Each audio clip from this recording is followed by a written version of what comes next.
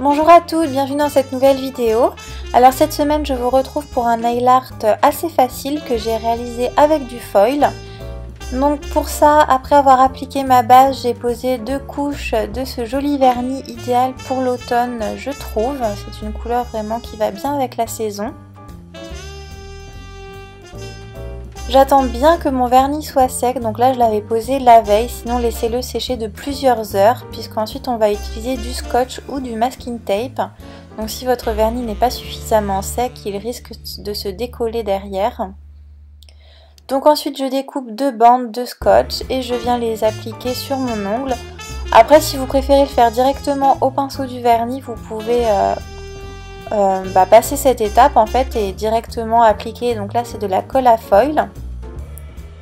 Donc les bandes de scotch me servent de guide, mais vous pouvez très bien juste passer votre pinceau sans vous servir de scotch. Donc sans attendre que ça sèche, j'enlève mon masking tape. Ensuite je prends mon foil, je coupe une bande de la largeur de la bande de colle que j'ai faite précédemment. Vous laissez bien sécher la colle, quand elle est sèche elle devient transparente. Donc je découpe mon foil à la taille que je veux et ensuite je viens l'appliquer et j'appuie bien fort sur mon ongle pour que ça colle et que ça adhère à la colle.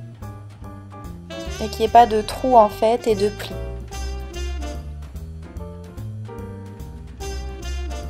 Donc une fois que j'ai bien appuyé, je le décolle. Et pour garder toute la brillance du foil, j'applique du top coat semi-permanent. Donc pour ça, il vous faut une lampe UV. Parce que le top coat classique va vraiment ternir le foil. Donc là, je pose une couche de top coat semi-permanent. Je catalyse 2 minutes sous lampe UV. Et ensuite, avec des petites paillettes hexagonales dans les tons argentés, je vais venir en déposer tout le long de la délimitation de ma bande en fait.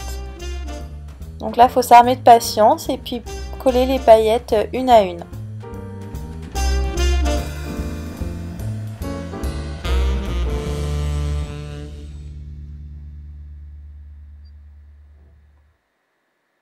Et voilà, ce nail art est déjà terminé, j'espère qu'il vous aura plu.